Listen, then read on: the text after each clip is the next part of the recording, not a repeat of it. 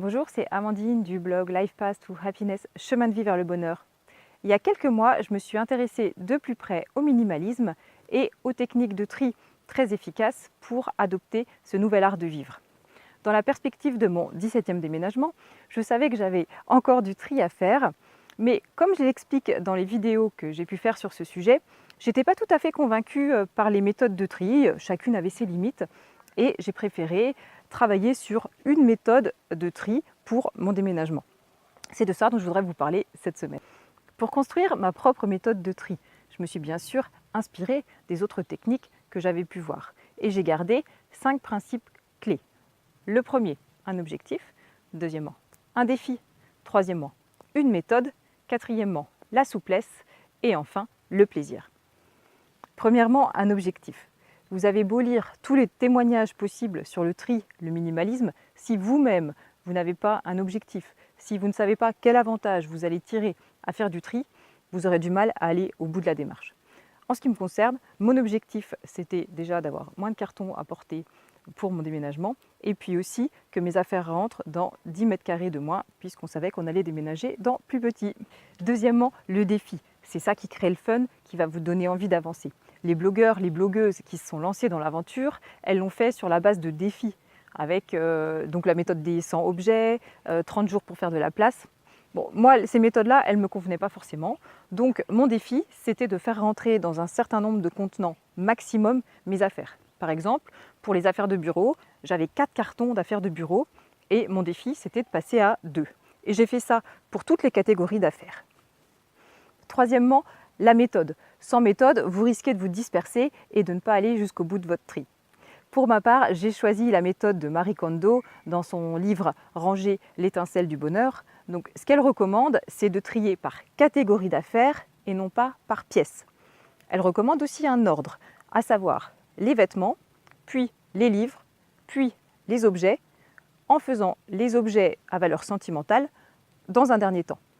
Pour affiner mon tri, je me suis appuyée sur les conseils de Fumio Sasaki, le minimaliste japonais. Il a rédigé un article qui s'appelle « 21 conseils pour vous aider à dire au revoir à vos affaires ». C'est en anglais, mais ça se comprend aisément. Donc il y en a 21 de conseils. Mais par exemple, c'est d'éviter les doublons. Donc si vous avez 2 paires de ciseaux, essayez d'en garder qu'une. Bon, moi, j'étais même pas à 2 paires de ciseaux, j'étais plutôt à 5 ou 6. J'en ai gardé quand même une pour la cuisine, une pour le bureau. Et voyez un petit peu ce genre d'affaires.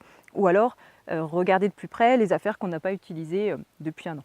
Allez voir son article, c'est intéressant. Quatrième principe, c'est la souplesse. L'idée, c'est de ne pas devenir esclave du tri. Par exemple, l'auteur du challenge des 100 objets, toute sa bibliothèque, ça compte pour un objet.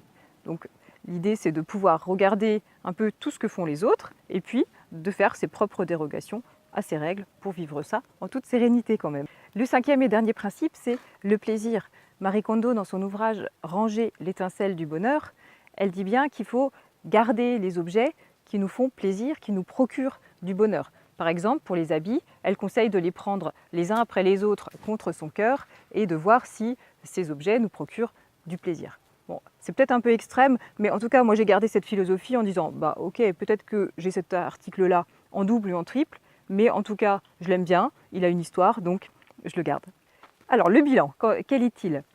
Déjà, ce qui me prenait beaucoup de place, je me suis rendu compte, c'était tous les documents administratifs. J'en gardais beaucoup trop. Quand je parle aussi de documents administratifs, c'est des supports de formation qu'on garde d'année en année ou de cours en se disant « tiens, ça peut encore me servir ». Non, ça ne me servait absolument pas. Des fois, des brochures de tourisme aussi. On se dit « tiens, je les garde ». Puis finalement, on se rend compte que quand on fait une sortie, on ne pense jamais à la brochure de tourisme. Donc là, on avait 2 petits tiroirs complets. Donc ça nous prenait beaucoup de place. Affaires de salle de bain aussi, médicaments. Donc là, j'avais 3 cartons, on est passé à 1 carton. Donc ça, c'est quand même assez génial. Et puis les habits, j'ai encore pu faire du tri, même si j'en fais régulièrement. Moi, je suis vraiment ravie des résultats du tri, parce que ça me permet d'avoir des placards beaucoup plus aérés, et ça m'a même permis de limiter le nombre de meubles, ce qui est appréciable, puisque dans notre logement actuel, on a 10 mètres carrés de moins qu'avant. Par exemple, dans le salon, on a un grand meuble télé avec une colonne, et au-dessus de la colonne, on avait une surcolonne. Aujourd'hui, donc cette surcolonne, elle était remplie de dossiers administratifs. Aujourd'hui, cette surcolonne, elle est vide. J'ai pu la démonter et la mettre dans la chambre de ma fille pour faire une petite bibliothèque. Ça, c'est génial. Dans notre chambre, on avait un dressing de 4 colonnes. Et bien là, on n'a mis que 3 colonnes. parce qu'on n'avait pas besoin de 4 et en plus ça nous prenait beaucoup de place. Et il y a de la place, les placards sont pas du tout pleins. Et on a aussi un lit avec 4 tiroirs de lit. Là on a dû coller le lit contre le mur parce qu'on n'a pas beaucoup de place. Et ben, on n'a que 2 tiroirs. Ces 2 tiroirs sont vides. Donc, ils seront peut-être amenés à se remplir en réorganisant un petit peu, mais en tout cas là, vous voyez, c'est vraiment très appréciable. Voilà, c'était ma méthode de tri spéciale déménagement. Elle a bien fonctionné pour moi. Moi, je vous invite plutôt à vous faire la vôtre en fonction de vos propres besoins. Si vous avez des questions, n'hésitez pas à les poser dans les commentaires ci-dessous. Je me ferai un plaisir d'y répondre. Je vous remercie de regarder ma vidéo. Vous pouvez vous abonner à ma chaîne YouTube si vous le souhaitez. Bonne semaine, à bientôt!